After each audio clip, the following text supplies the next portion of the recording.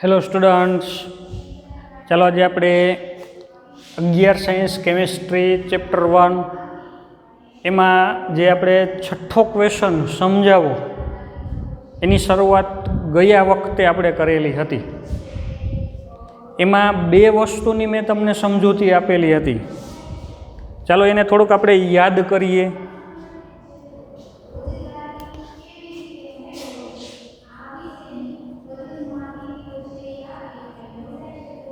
ગયા વખતે આપણે જે સમજેલા હતા એને થોડુંક યાદ કરીએ, કારણ કે એનો આજે આપણે ઉપયોગ કરવો છે.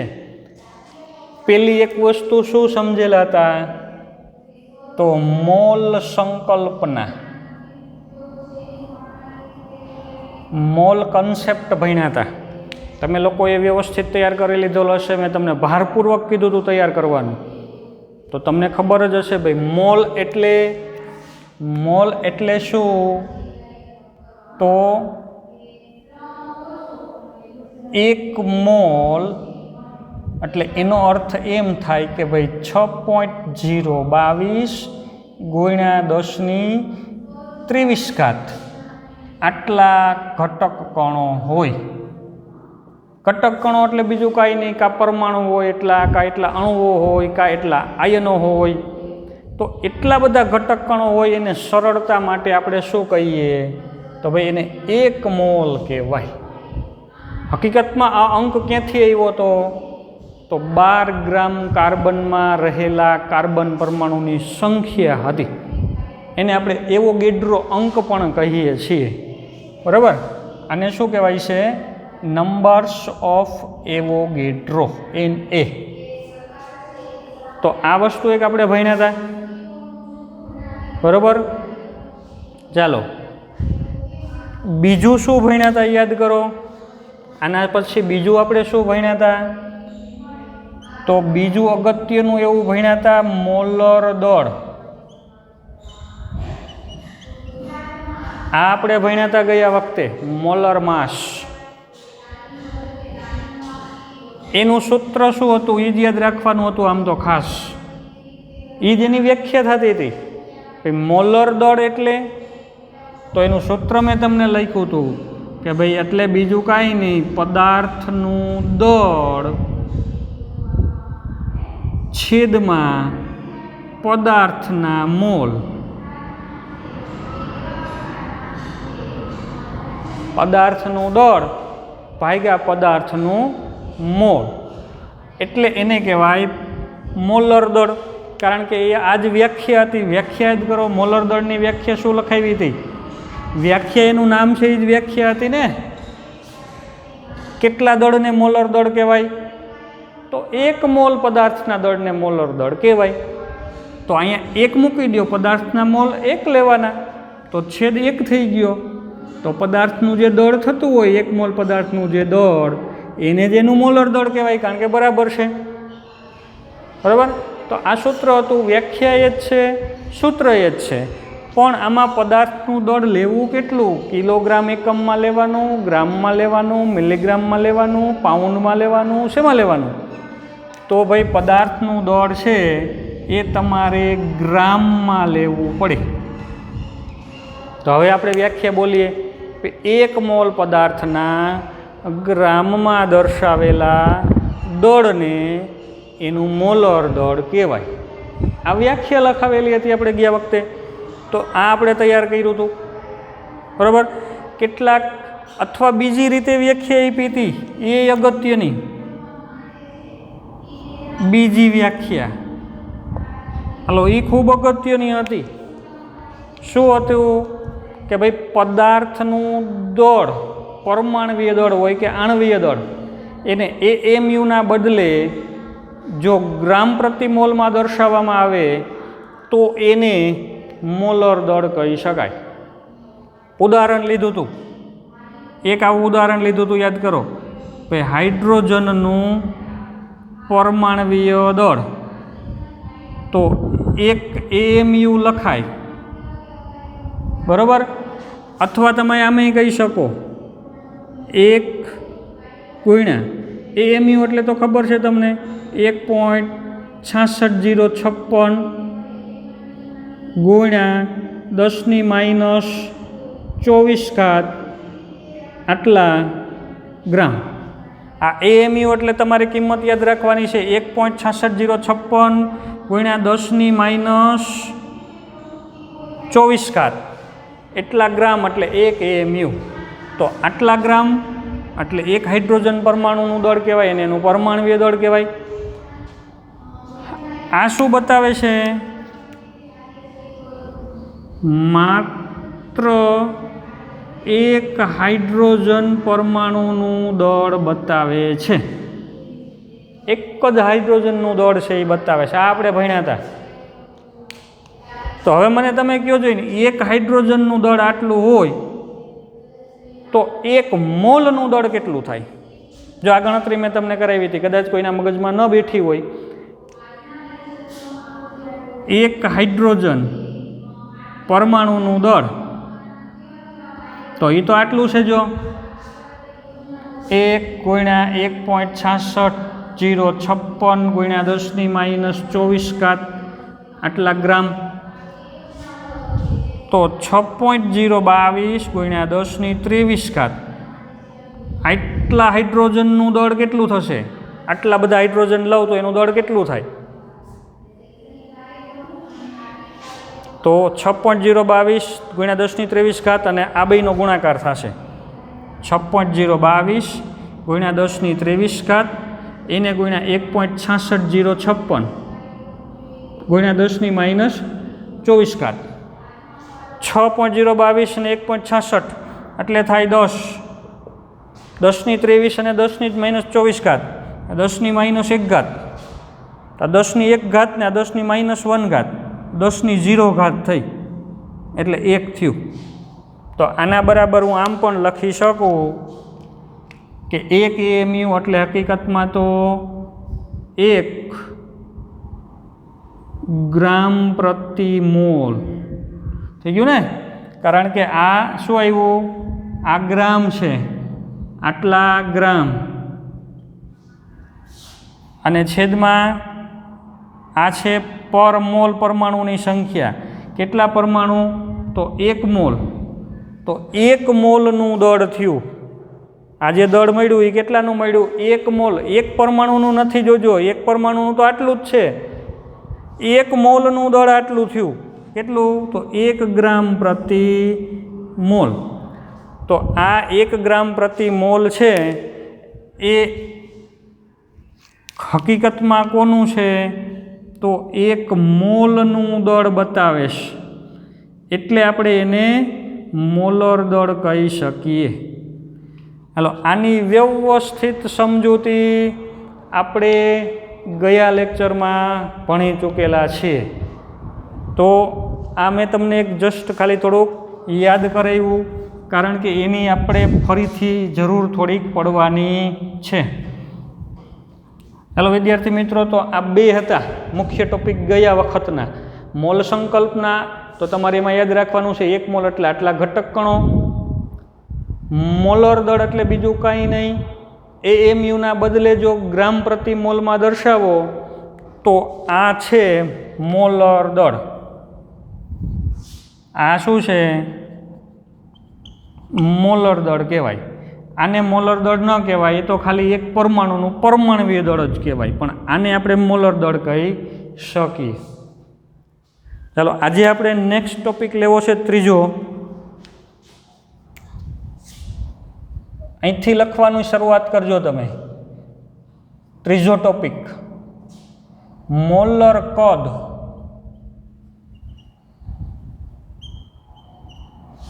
મોલર દળ ભણી ગયા આપણે. હવે આજે આપણે લેવું છે મોલર કદ, એટલે કે મોલર માસ. સોરી, માસ નહીં, મોલર વોલ્યુમ.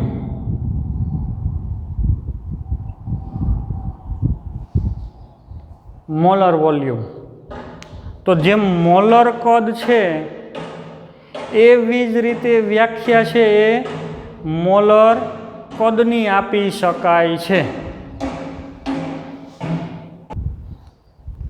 ચાલો તો આજનો આપણો ટોપિક છે ભાઈ મોલર કદ. એટલે કેટલું કદ? તો નામ જ છે, જો કેટલું કદને મોલર કદ કહીશું? તો 1 મોલ. ખાસ વાયુને લાગુ પડે છે, ઘન કે પ્રવાહી માટેની વાત નથી.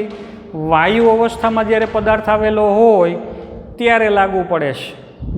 1 મોલ આદર્શ વાયુ અને એસટીપી પરિસ્થિતિ એટલે કે standard temperature and pressure 273 kelvin તાપમાન હોય અને 1 બાર દબાણ હોય. આ એસટીપી પરિસ્થિતિ હું તમને લખાવીશ પછીથી. તો આ એસટીપી પરિસ્થિતિ કહેવાય છે. એ સ્થિતિમાં 1 મોલ આદર્શ વાયુનું જે કદ થાય 22.7 લીટર થાય છે. યાદ રાખજો, કેટલું? 22.7 લીટર. એને મોલર કદ કહેવાય છે. ચાલો તો આપણે વ્યાખ્યાની નોંધ કરીએ.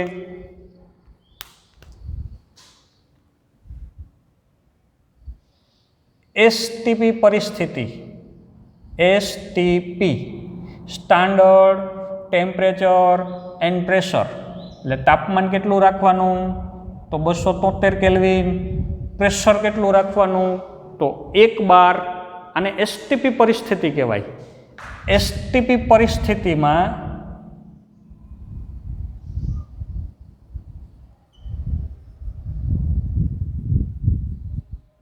કારણ કે વાયુનું કદ કેટલું થશે એનો આધાર એના તાપમાન ને દબાણ ઉપર હોય, એટલે તાપમાન દબાણ તો પહેલાં ચોક્કસ રાખવું જ પડે. તો આટલું તાપમાન દબાણ રાખવાનું, એસટીપી પરિસ્થિતિ રાખવાની, એટલે 273 કેલ્વિન તાપમાન ને 1 બાર દબાણ રાખવાનું. પછી 1 મોલ વાયુનું કદ માપવાનું. એસટીપી પરિસ્થિતિમાં 1 મોલ આદર્શ વાયુ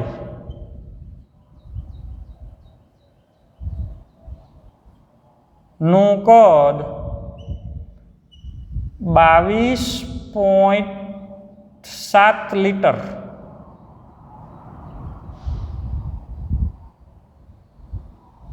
હોય છે. કેટલું હોય? 22.7 લીટર થાય. જેને પ્રમાણિત ગણીને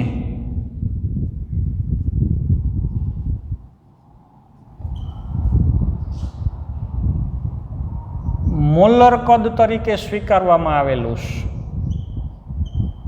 મોલર કદ તરીકે સ્વીકારવામાં આવેલ છે.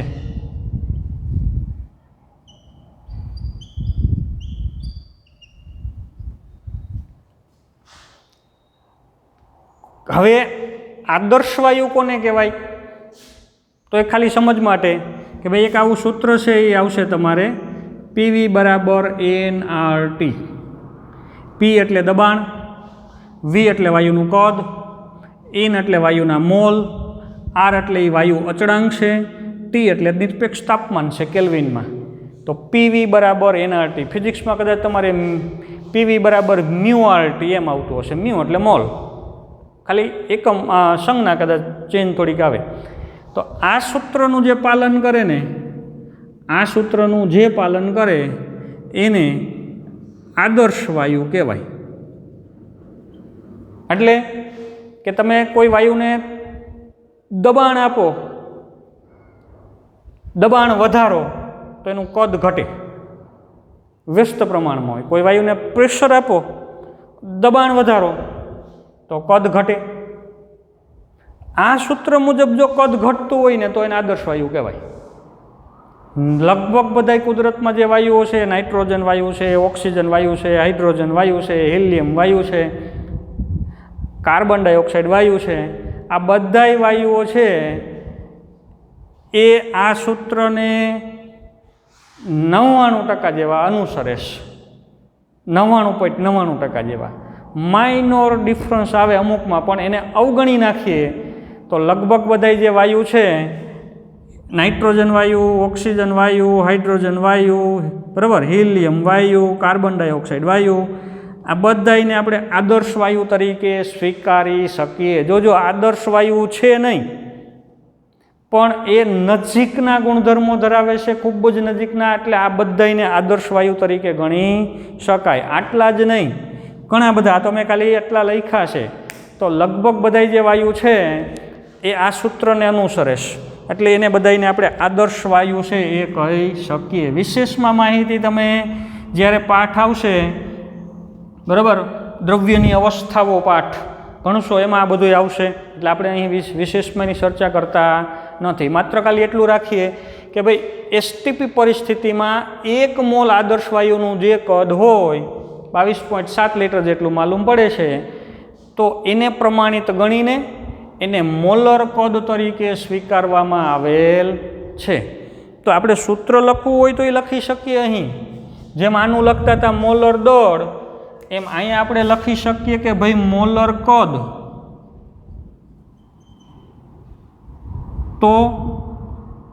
તો વાયુનું કદ છેદમાં વાયુના મોલ. પણ વાયુનું કદ શેમાં લેવાનું? લીટરમાં, મિલીલીટરમાં કે મીટર ઘનમાં? શેમાં લેવાનું? તો કદ છે એ લેશું આપણે લીટરમાં. કદ શેમાં લેવું પડે? જેમ અહીંયા ગ્રામમાં લેતા હતા એમ અહીંયા કદ લેવું પડે લીટરમાં, બરાબર. અને મોલર કદ એ તો ખબર છે આપણને, કોઈ પણ મોલર કદ હોય તો એ આદર્શ વાયુ જેમ વર્તે છે એમ ધારીને એ હંમેશા અચળ છે, 22.7 જેટલું જ હોય, એટલા લીટર. 22.7 લીટર, બરાબર. તો આ એક સૂત્ર થઈ ગયું. આપણે અહીં પણ નોંધ કરીએ કે ભાઈ મોલર કદ એની સંજ્ઞા આમ તો વી એમ વડે દર્શાવાય એને, મોલર વોલ્યુમ. મોલર વોલ્યુમ એટલે વી એમ બરાબર કેટલું હોય છે? તો હંમેશા હોય છે 22.7 લીટર. ચાલો, આ થયું મોલર કદ. 1 મોલ વાયુ લ્યો ને એટલે 22.7 લીટર થાય. 2 મોલ વાયુ હોત તો તમારી પાસે એસટીપી પરિસ્થિતિમાં 2 મોલ હોત તો કેટલું થાત? 45.4 લીટર. 3 મોલ વાયુ હોત તો 22.7 ગુણ્યા 3 કરવાના. 5 મોલ વાયુ હોત તો કેટલું કદ રોકે? આને ગુણ્યા 5 કરવાના. આ તો 1 મોલનું કદ છે, તો જેટલા મોલ હોય એના વડે ગુણો એટલે તમને એનું કુલ કદ મળે. જોજો, આ શું છે? વાયુનું કુલ કદ. કુલ કદ જોતું હોય તો 22.7 ને એના મોલ વડે ગુણાકાર કરવો પડે, થાય ને? તો આ સૂત્રનો આપણે ઉપયોગ કરશું, ભરપૂર ઉપયોગ કરીને ઘણા બધા દાખલાઓ છે એ ગણીશું. ચાલો, હવે આપણે અહીંયા લઈ કે ભાઈ આ એસટીપી પરિસ્થિતિ એટલે એની થોડીક ચર્ચા કરી લઈ. ચોથું, ત્રીજું લીધું, ચોથો મુદ્દો એસટીપી પરિસ્થિતિ. તો એસટીપી પરિસ્થિતિ એટલે હકીકતમાં શું છે? સ્ટાન્ડર્ડ. એસ એટલે સ્ટાન્ડર્ડ, ટી એટલે ટેમ્પરેચર,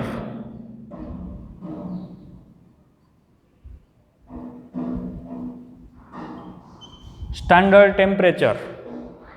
પી એટલે pressure, standard temperature and pressure.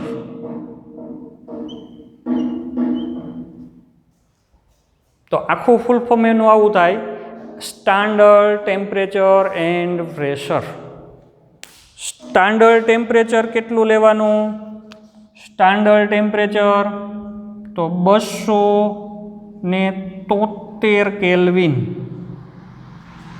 0 degree Celsius એટલે 273 કેલ્વિન. દાખલાઓમાં હંમેશા કેલ્વિનમાં જ મૂકવા પડે. તો 273 જે છે કેલ્વિન, એને સ્ટાન્ડર્ડ ટેમ્પરેચર કહેવાય છે. પ્રેશર, તો પ્રેશર 1 બાર અથવા વાતાવરણમાં કેવું હોય તો 1 કરતાં થોડુંક ઓછું આવે 0.987 વાતાવરણ, એને સ્ટાન્ડર્ડ પ્રેશર કહેવાય છે. આ છે સ્ટાન્ડર્ડ ટેમ્પરેચર, આ છે સ્ટાન્ડર્ડ પ્રેશર. ઘણી વખત બીજી પરિસ્થિતિનો પણ ઉલ્લેખ કરેલો હોય છે, એનટીપી પરિસ્થિતિ.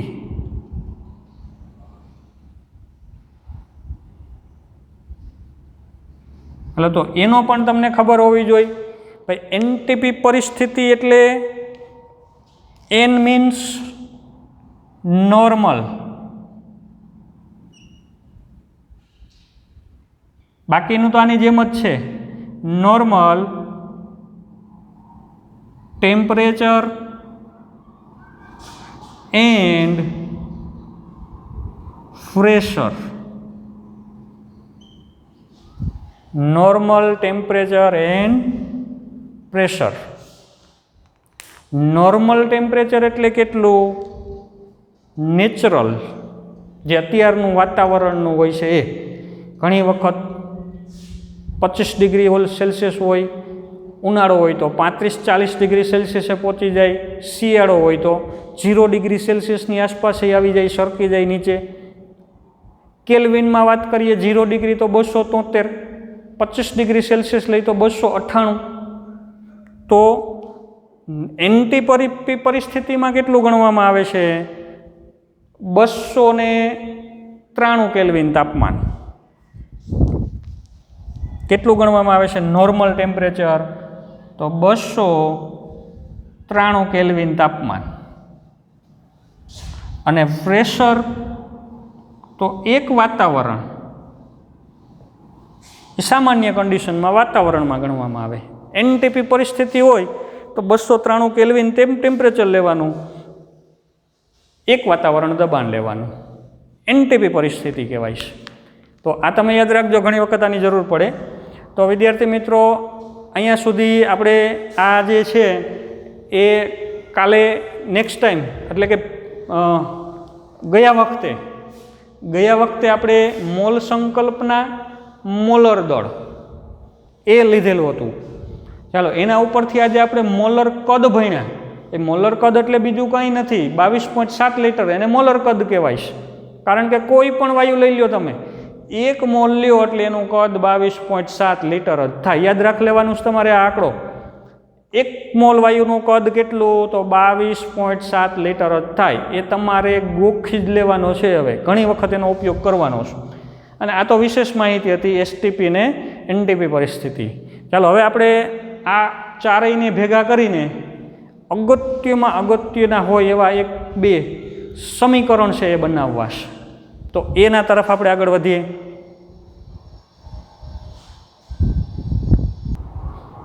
તો હવે આપણે નેક્સ્ટ જે દાખલાઓ ગણવા છે એના માટે અગત્યના હોય એવા સૂત્રો બનાવવાના છે. તો હું માત્ર સૂત્ર ખાલી અહીંયા રહેવા દઉં, બાકીનું છે એ આપણે કાઢી નાખીએ. ચલો આપણે આની જરૂર નથી, હવે એને આપણે દૂર કરી દઈએ.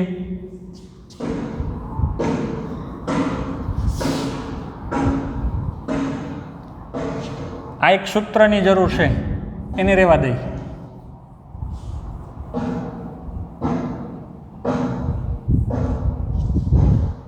આ સૂત્રને અહીં નોંધ કરું છું. ભાઈ પહેલું એક હતું આ મોલ સંકલ્પનાવાળું, પછી મોલર દળવાળું હતું, પછી ત્રીજું સૂત્ર તો એક આ થયું હતું મોલર કદ, એટલે કે 22.7 લીટર હોય અચળાંક છે. એ કેવી રીતે મળે? તો વાયુનું કુલ કદ એ લીટરમાં લેવાનું, છેદમાં વાયુના મોલ લેવાના, એટલે આપણને મોલર કદ છે એ મળે. પણ એ તો 22.7 જ મળે, એ કંઈ ગણવાનું હોય નહીં. ગણવું શું પડે? તો આ બેમાંથી એક ગણવું પડે. કદ આપ્યું હોય તો એના મોલ કેટલા થાય એ ગણવા પડે, અને કાં મોલ આપ્યા હોય ને તો એનું કદ કેટલું થાય એ ગણવાના દાખલા આવે. બાકી મોલર કદ તો 22.7 લીટર જ થાય, એ કંઈ ગણવાનું હોય નહીં. તો આ જે 3 સૂત્રો છે ને વિદ્યાર્થી મિત્રો, આ 3 સૂત્રો તમારે નથી લખવાના. જોજો, મારે આ 3 સૂત્રોને ભેગા કરીને તમને એક જ સૂત્ર આપવું છે. એવું એક માસ્ટર સૂત્ર બનાવવું છે કે જેમાં તમને આ 3 સૂત્રો છે ને એક સાથે આવી જાય અને એનાથી ઘણા બધા દાખલાઓ છે એ ઉકેલી શકાય. એક માસ્ટર કી બનાવવી છે આપણે. શું બનાવવું છે? Master key. ચાલો તો ખૂબ જ અગત્યનું એવું માસ્ટર સૂત્ર આપણે નામ આપી દઈએ ને.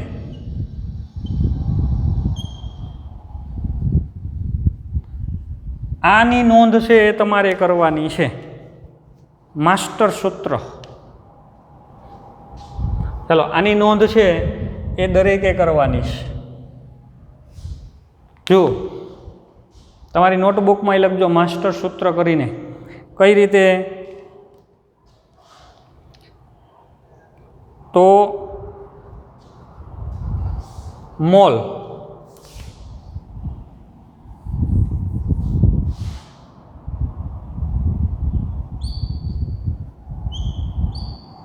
બરાબર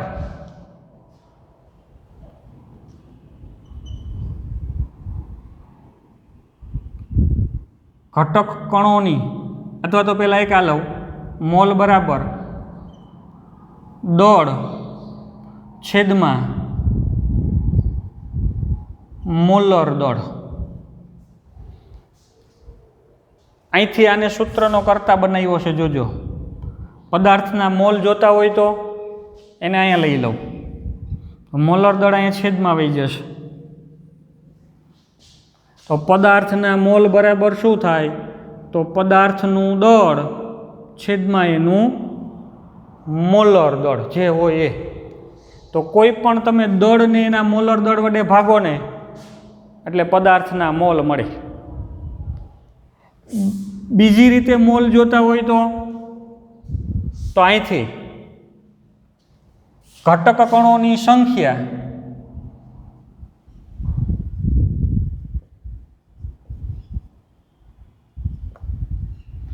એને તમે એવોગેડ્રો અંક વડે ભાગી નાખો. 6.022 ગુણ્યા 10⁻23 એટલા વડે ભાગી નાખો એટલે તમને એના મોલ મળે. કઈ રીતે? જો તમને ખબર છે કે ભાઈ આટલા ઘટક કણ હોય ને તો એને 1 મોલ કહેવાય. જો આવી રીતના આટલા ઘટક કણ એટલે એને 1 મોલ કહેવાય. તો મેં તમને કીધું, ધારો કે મારી પાસે ઘટક કણ છે 5 ગુણ્યા 10⁻50. આટલા ઘટક કણો છે તો કેટલા મોલ થાય? સાવ સીધી વાત છે. 6.022 ગુણ્યા 10⁻23. આટલા ઘટક કણ એટલે તો 1 મોલ. તો આપણને ખબર છે, આપણે ગણી લીધેલી વસ્તુ છે. આટલા ઘટક કણ એટલે 1 મોલ કહેવાય. તો મારી પાસે આટલા ઘટક કણો છે 5 ગુણ્યા 10⁻50. આટલા બધા ઘટક કણો છે તો મોલ કેટલા થાય? તો મોલ જોતા હોય તો મારે શું કરવું પડે? તો જે ઘટક કણો છે એ ઘટક કણો, આ 5 ગુણ્યા 10⁻50 છે એને ગુણ્યા 1 અને છેદમાં કરવા પડશે આ 6.022 ગુણ્યા 10⁻23. એટલે કે છેદમાં આવશે આ એવોગેડ્રો અંક એને. અંશમાં આવ્યું શું? ઘટક કણ. તો જેટલા ઘટક કણ હોય એને તમે એવોગેડ્રો અંક વડે ભાગી નાખો એટલે તમને એના મોલ મળે. જોજો, આ સૂત્ર ઉપરથી આપણે મોલ જોતા હોત તો અહીંયા જવા દીધું, મોલર દળને અહીંયા આવવા દીધું. તો મોલ જોતા હોય તો પદાર્થના દળને એના મોલર દળ વડે ભાગી નાખો એટલે એના મોલ મળે. એવી રીતે જો ઘટક કણો આપેલા હોય, પદાર્થના જે ઘટક કણોની સંખ્યા છે એને તમે સંખ્યા વડે ભાગી નાખો તો એના મોલ મળે. અથવા અહીંયા જુઓ, આ વાયુના મોલ છે એને હું અહીંયા સૂત્રનો કર્તા બનાવું તો આ 22.7 છે અહીંયા છેદમાં આવી જશે. તો ભાઈ વાયુ માટે મોલ બરાબર તો વાયુનું કદ છેદમાં 22.7. તો વાયુના મોલ જોતા હોય તો વાયુનું કદ છેદમાં લેવા પડે 22.7. તો આ એક આખું માસ્ટર સૂત્ર થઈ ગયું. જુઓ તમે, મોલ શોધવા હોય, કોઈ પણ પદાર્થના મોલ જોતા હોય તો ઘણી રીતે મળે આપણને. આ સૂત્ર તમારે નોંધ કરવાની છે તમારી નોટબુકમાં. હવે આ બધાય કાંઈ એકઈ નથી લેવાના, એ તો આપણે સમજી ગયા હતા, બરાબર. ચાલો તમારી નોટબુકમાં આ જે માસ્ટર સૂત્ર લખાયું છે ને એ નોંધી લ્યો અને એને તમારે વ્યવસ્થિત રીતે પાકું કરવાનું છે. આ સૂત્રને વ્યવસ્થિત પાકું કરવાનું છે. મોલ એટલે કઈ રીતે કોઈ પણના મોલ મળે? તો જો પદાર્થનું દળ આપ્યું હોય એને તમે મોલર દળ વડે ભાગી નાખો એટલે એના મોલ મળે. દાખલા તરીકે 25 ગ્રામ મિથેન છે, એના મોલ કેટલા થાય? 25 ગ્રામ મિથેન છે તો મિથેન એટલે કાર્બન અને 4 હાઇડ્રોજન, કાર્બનના 12 ને હાઇડ્રોજનના 4, તો એનું મોલર દળ થાય 16 ગ્રામ પ્રતિ મોલ. તો તમે 25 ને 16 વડે ભાગી નાખો એટલે તમને જે જવાબ આવે એ મિથેનના મોલ મળશે. આ તો એક જસ્ટ મેં ખાલી ઉદાહરણ આપ્યું. આપણે આના પછી આવા ઘણા દાખલા ગણવાશે. કોઈ પણ પદાર્થનું દળ હોય એને એના દળ વડે, મોલર દળ વડે ભાગી નાખો એટલે એ પદાર્થના મોલ મળે. ધારો કે તમને રકમમાં ઘટક કણો આપ્યા છે તો તમે એ ઘટક કણને સંખ્યા વડે ભાગી નાખો. ત્રિરાશિ થઈ કે 6.022 એટલે 1 મોલ, તો આપેલા ઘટક કણ એટલે કેટલા મોલ? તો આ ત્રિરાશિ જ છે. તો ઘટક કણની સંખ્યાને એવોગેડ્રો આંક વડે ભાગી નાખો એટલે એના મોલ મળે. વાયુનું કદ આપ્યું હોય એ 25 લીટર વાયુ છે તો કેટલા મોલ થશે? અથવા એમ કે ભાઈ 50 લીટર વાયુ છે, એક સિલિન્ડરમાં 50 લીટર વાયુ એસટીપી એ ભરેલો છે, તો એ વાયુના કેટલા મોલ હશે? તો જેટલું કદ આપ્યું હોય એને તમારે 22.7 વડે ભાગવા પડે. પણ આમાં યાદ રાખજો, એક દળ હંમેશા શેમાં હોવું જોઈએ? ગ્રામમાં હોવું જોઈએ. વાયુનું કદ છે એ શેમાં હોવું જોઈએ? લીટરમાં હોવું જોઈએ. તો એને 22.7 વડે ભાગવા ના થાય. ન હોય તો લીટરમાં ફેરવી લેવાનું. તો આ એક માસ્ટર સૂત્ર છે. આની ઉપરથી સૂત્રો બનાવવા હોય તો ઘણા બધા સૂત્રો છે આની ઉપર બની શકે. આ એકય સૂત્ર તમારે યાદ નથી રાખવાના, તમારે ખાલી એક જ સૂત્ર યાદ રાખવાનું છે. દાખલા તરીકે જો એક સૂત્ર હું ખાલી બનાવું, તમે ન લખતા, તમારે તો એક જ લખવાનું છે, પણ આમાંથી બીજું એક સૂત્ર હું બનાવું, મારે ઘટક કણની સંખ્યા જોઈશે. ઘટક કણની સંખ્યા કેટલી ગણવું છે? તો એનું સૂત્ર આવું થાય કે એ પદાર્થનું દળ છેદમાં એનું મોલર દળ, અને આ છેદ અહીંથી કાઢું તો અહીંયા ગુણાકારમાં આવી જાય, એને ગુણ્યા એવોગેડ્રો આંક. હાલો આ સૂત્ર થઈ ગયું. જુઓ, ખાલી આટલાને ધ્યાનમાં લીધું મેં, આટલાને. દળ ગુણ્યા ભાગ્યા મોલર દળ, દળના છેદમાં મોલર દળ, અને એવોગેડ્રો અંકને અહીં ગુણાકારમાં કરી નાખ્યો એટલે ઘટક કણની સંખ્યા વધ્યું ને, તો ઘટક કણની સંખ્યા બરાબર આટલું આ સૂત્ર થાય. તો જ્યારે દાખલામાં ઘટક કણ કેટલા છે ગણવાના થાય તો આવું સૂત્ર આવે. અથવા ઘટક કણની સંખ્યા આ બાજુ લઈ લો તો આવું થાય કે ઘટક કણની સંખ્યા બરાબર વાયુનું કદ લેવાનું લીટરમાં, છેદમાં કરવાના 22.7, એને ગુણ્યા એવોગેડ્રો અંક કરી નાખવું અહીંયા, તો આ ઘટક કણની સંખ્યા મળી જાય. અથવા ઘટક કણની સંખ્યા આ એવોગેડ્રો અંકના આની યાર ગુણો તોય થઈ જાય. જો મોલ ગુણ્યા એવોગેડ્રો અંક, તમને ધારો કે રકમમાં આપ્યા કે ભાઈ 5 મોલ પદાર્થ છે તો એમાં કેટલા ઘટક કણ હશે? તો 5 ગુણ્યા 6.022 ગુણ્યા 10⁻³ આવી ગયા ઘટક કણની સંખ્યા. તો જેવી જરૂર પડે ત્યારે આ સૂત્રની અંદરથી સૂત્ર નવું બનાવી લેવાનું, બરાબર. એટલે આપણે આવા એકય સૂત્રો બીજા લખવાના નથી, એ તો જ્યારે જરૂર પડે ને ત્યારે બનાવી લેવાનું. પણ તમારે શું કરવાનું છે? તમે એક ખાલી રફમાં તમારાથી આમાંથી બને ને એટલા સૂત્રો બનાવવાનો પ્રયત્ન કરજો. રફ બુકમાં, સેટ નોટમાં ક્યાંય જરૂર નથી ઉતારવાની. સેટ નોટમાં માત્ર એક આ માસ્ટર સૂત્ર ઉતારીને એને તૈયાર કરવાનું છે. અને સાવ સહેલું છે. જુઓ કે ભાઈ મોલ જોતા હોય તો દળ, પદાર્થના દળને મોલર દળ વડે ભાગો, અથવા પદાર્થના ઘટક કણોની સંખ્યા આપેલી છે રકમમાં, એને એવોગેડ્રો આંક વડે ભાગી નાખો એટલે પદાર્થના મોલ મળી જશે. અથવા એમ નથી આપ્યું, વાયુનું કદ આપ્યું છે તો વાયુના કદને 22.7 વડે ભાગી નાખો એટલે પદાર્થના મોલ મળી જશે. તો આ માસ્ટર સૂત્ર તમે તૈયાર કરો એટલે આપણે જે પહેલો પાઠ છે એના દાખલાઓ છે લગભગ 50થી 60% દાખલાઓ તમે કવર કરી લીધા, સમજો. માત્ર ખાલી હવે પ્રેક્ટિસ કરવાની બાકી રહી, જે આપણે નેક્સ્ટ ટાઈમમાં કરીશું. તો વિદ્યાર્થી મિત્રો, આ સૂત્રનો આપણે નેક્સ્ટ ટાઈમમાં ઉપયોગ કરવાનો છે.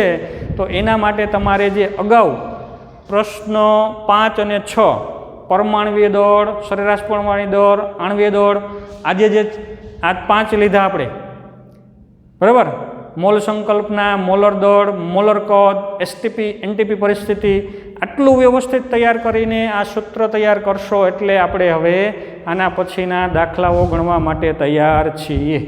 અને નેક્સ્ટ ટાઈમથી હવે દાખલાઓ જ ચાલુ થશે. અને મોટી એક્ઝામો બધી છે જે એમાં દાખલાઓ જ આવશે, તો એના માટે તમારે તૈયાર થવું પડશે જ. તો ચાલો તમે લોકો તૈયાર થજો. નેક્સ્ટ ટાઈમથી આપણો દાખલાઓનો રાઉન્ડ છે ચાલુ થશે.